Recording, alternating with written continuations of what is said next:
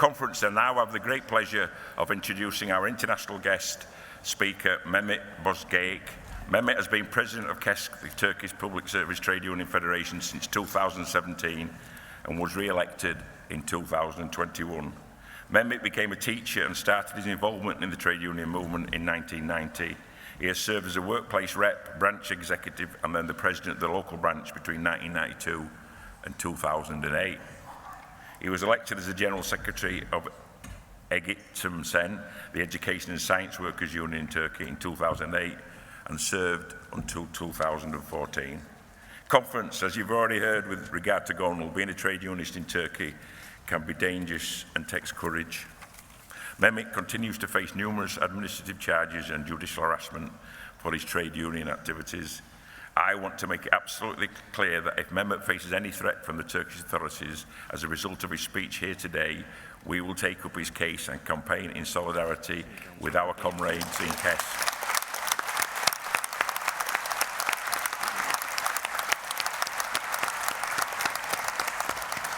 To use a colloquialism, we've got your back. Mehmet will be speaking in Turkish and his colleague Osman will interpret for him. Conference, please give Mehmet a very warm welcome. Cheers.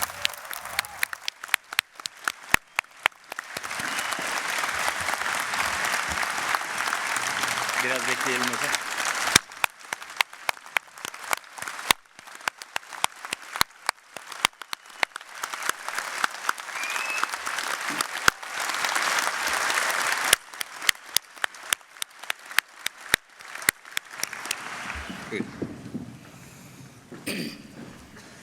Good morning konferans, Rojbaş, Ehlem, Sabahkeyir, hepinizi saygıyla KESK adına selamlıyorum. Sevgili yoldaşlar, değerli mücadele arkadaşlarım. Good morning colleagues, good morning conference, dear comrades from the Unison. I would like to extend you all my greetings to you all on behalf of my confederation KESK.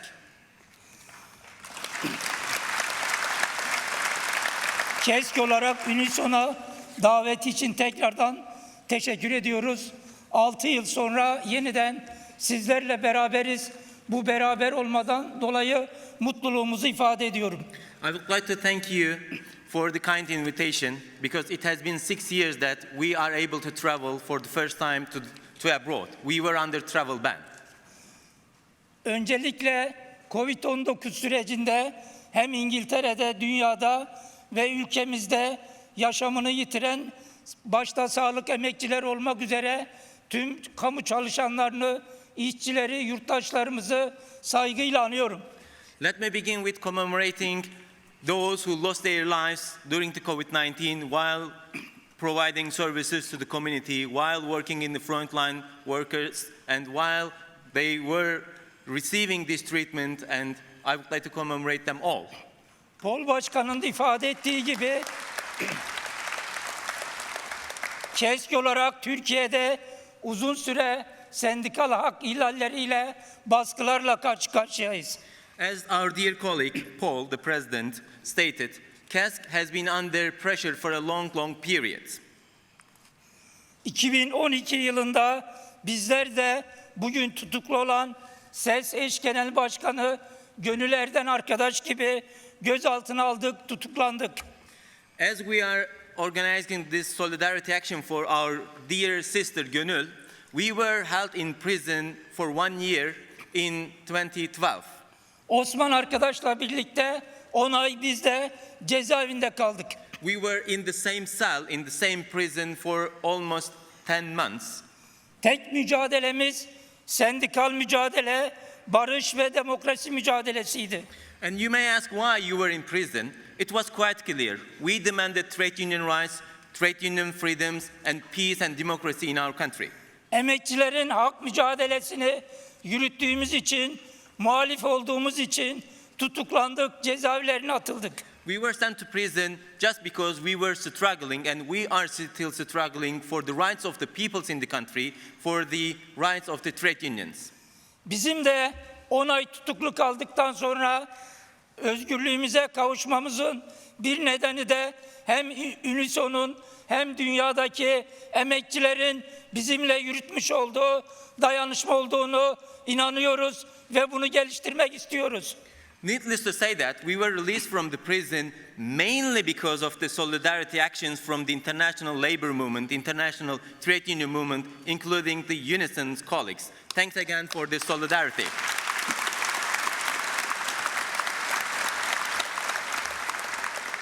Bugün Türkiye'de Kürtler, Aleviler, Ermeniler, Süryaniler, Ezidiler, Romanlar, kadınlar yani tüm ezilen halklar ve toplumsal muhalif kesimler terörize edilerek baskı altına alınmaya çalışıyorlar.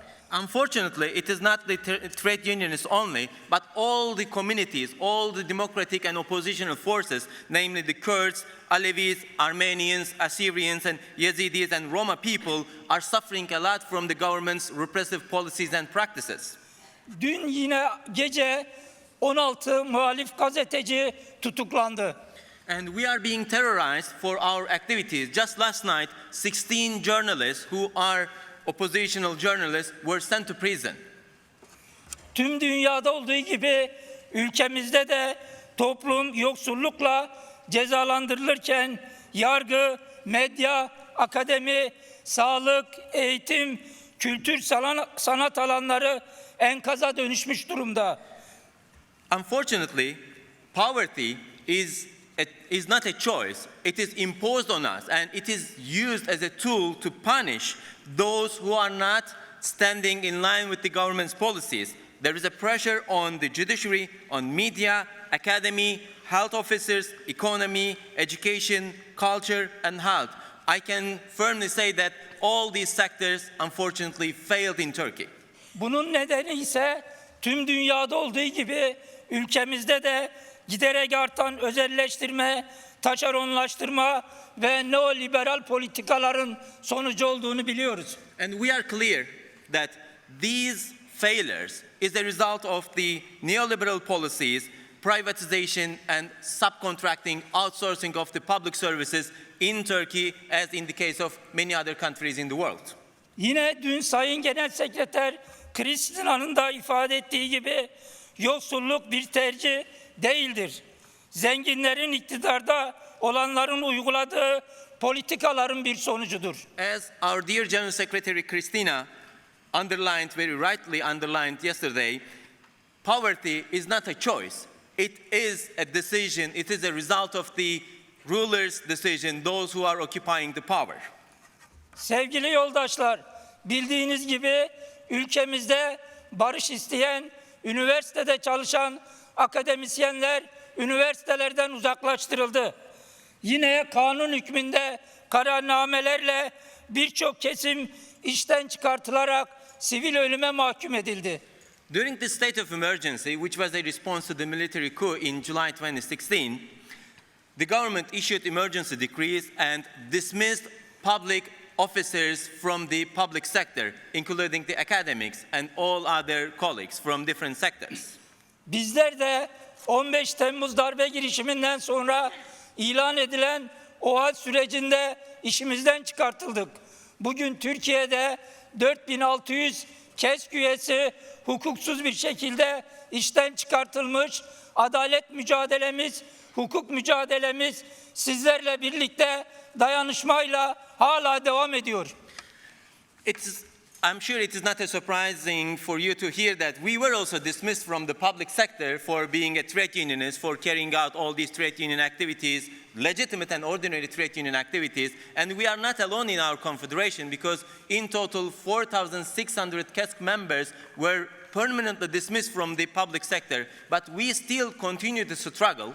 We still continue to struggle because of our strength, because of the solidarity that you have been showing with us since the very beginning.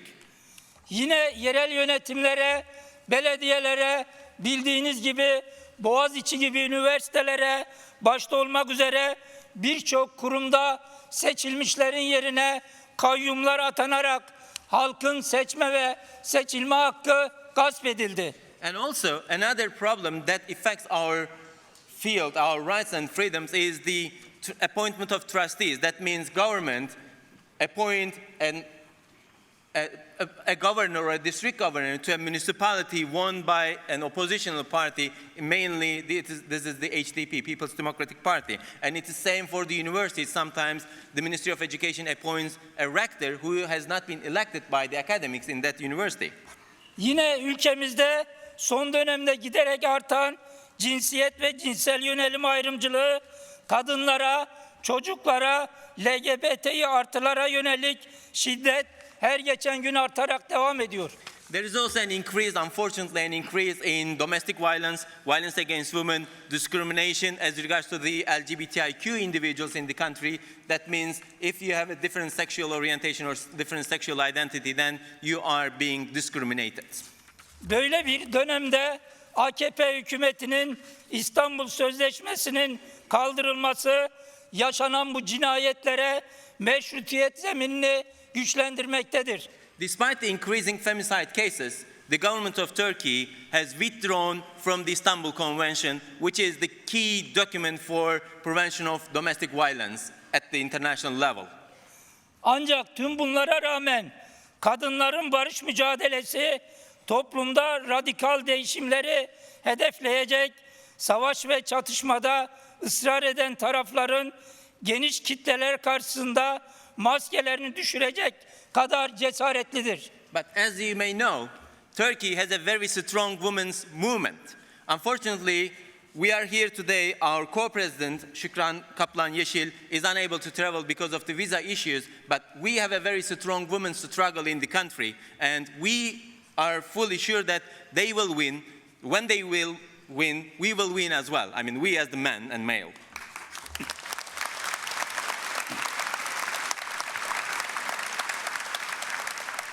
Gönül arkadaş gibi KESK'li kadınların özgürlük serüveni kapitalizme, militarizme, ırkçılığa, milliyetçiliğe, cinsiyetçiliğe karşı duran bir noktadadır. KESK women members and leaders say no, including of course and particularly Gönül from SES, say no to capitalism, militarism, racism, nationalism, and sexism. And we are saying no to all these repressive and oppressive policies and practices. Bizim için, Türkiye'de ezilen halklar için, kadınlar için demokrasi ve barış, ekmek ve su kadar önemlidir. One thing is clear for us. For us, democracy and peace are equal to bread and water. This is the key principle of our struggle. Türkiye'de verilen mücadelenin dünya genelinde yürütülen özgürlük, eşitlik, kadın ve ekoloji mücadeleleriyle deneyim paylaşmasını önemsiyoruz. And we know that we are not alone in this struggle. Therefore, it is very important to share our experiences with us, and it is important to exchange views with other colleagues and comrades from different parts of the world. Bu nedenle UNISON üyeleriyle İngiltere'de, Galler'de, İskoçya'da dayanışmayı ve mücadeleyi büyütmek istiyoruz. Therefore, we would like to increase our efforts, enhance our efforts to have more cooperation, collaboration, to act with you more in England, in Wales, in Scotland, in north of Ireland. Tüm bu yaşadıklarımıza rağmen dünyada ve ülkemizde yeni bir toplumsal yaşamın mümkün olduğunu ifade ediyoruz. We are determined and we know that despite all this pressure, it is still possible to build a new society, a new order. Değerli yoldaşlar, haklarımızı ortadan kaldıracak otoriter, dinsel referanslara dayalı yönetimlere karşı çoğulcu, demokratik, layık, özgür, ekolojik bir yaşam için hep birlikte mücadele etmeliyiz. Dear comrades and dear colleagues, we must struggle more to build a society based on pluralism, democracy, peace, rule of law, human rights, and trade union rights. Because there is an attempt to take all our rights that we have gained and achieved in the past because of through these policies, that is authoritarian policies, there are religious references, and also there are oppressive and repressive practices. Değerli yoldaşlar, değerli mücadele arkadaşlarım, Ülkemizde başka bir sorun da cezaevlerinde çok ağır koşullarda tutulan, başta hasta tutsaklar olmak üzere gönül arkadaşın da içerisinde olduğu siyasi tutsakların özgürleştirilmesi, bugüne dek verilen siyasi mahkumiyet kararlarının sonuçlarıyla birlikte ortadan kaldırılması için mücadele ediyoruz. Dear colleagues, dear comrades, we have Gönül in prison, we have some other colleagues in prison, and there are some other political prisoners in prison. Unfortunately, some of them suffer a lot from some health problems. So it is important to pay attention to the situation of these seriously ill prisoners, and it is also important to keep in our mind that there is no right to a fair trial. That means our colleagues are in prison for ungrounded reasons. They must be released now.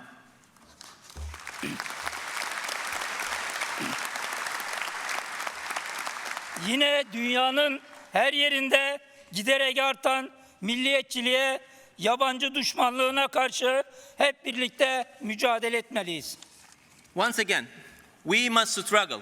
We must struggle against nationalism, racism, xenophobia, which are increasing trends not only in Turkey but in all over the world. Kendimizi ve tüm insanlığı kapitalist hegemonyanın etki alanından çıkarmak için berrak bir zihinle düşünmeye ihtiyacımız var. We must be clear and we must be determined to move away from the capitalist hegemony so that we can build a better society for everyone.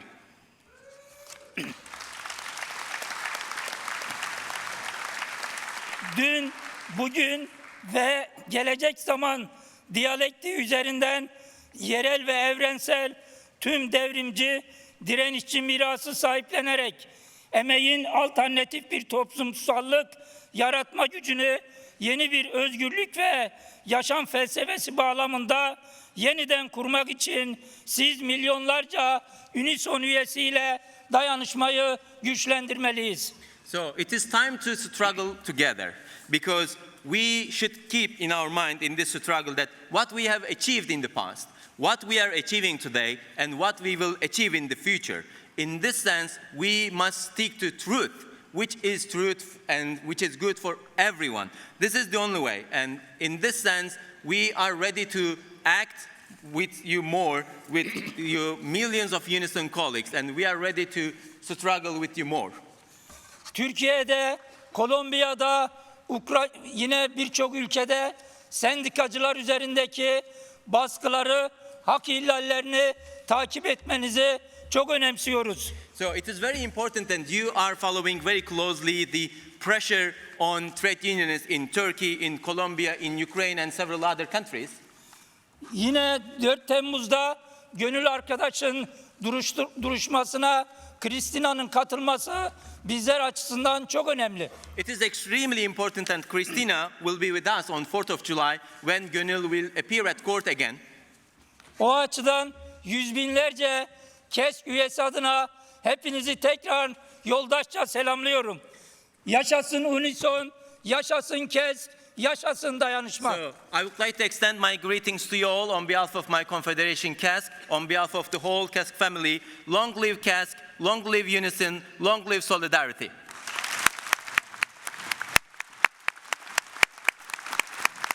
Yavaştan yürüyebiliriz. Yürüyelim.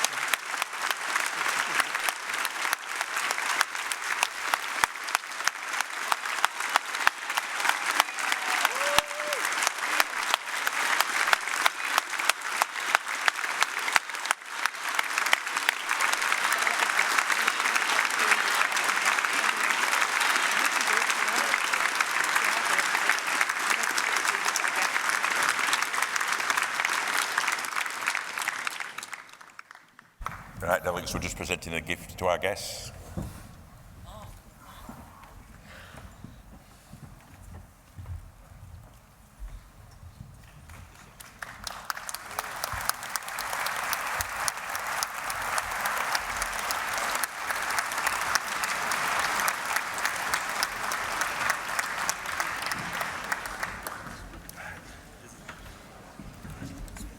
Thank you, Chief. Thank you, conference. I always find it very moving, the international speakers that we have. Reminds us that we live in one world and that the xenophobes might think that we don't. But, you know, I always find it ironic that international newspaper owners who live in Monaco tell people in England how xenophobic they need to be. And if anybody thinks this issue isn't close to home, they ought to ask Des Warren and Ricky Tomlinson how near to home it is.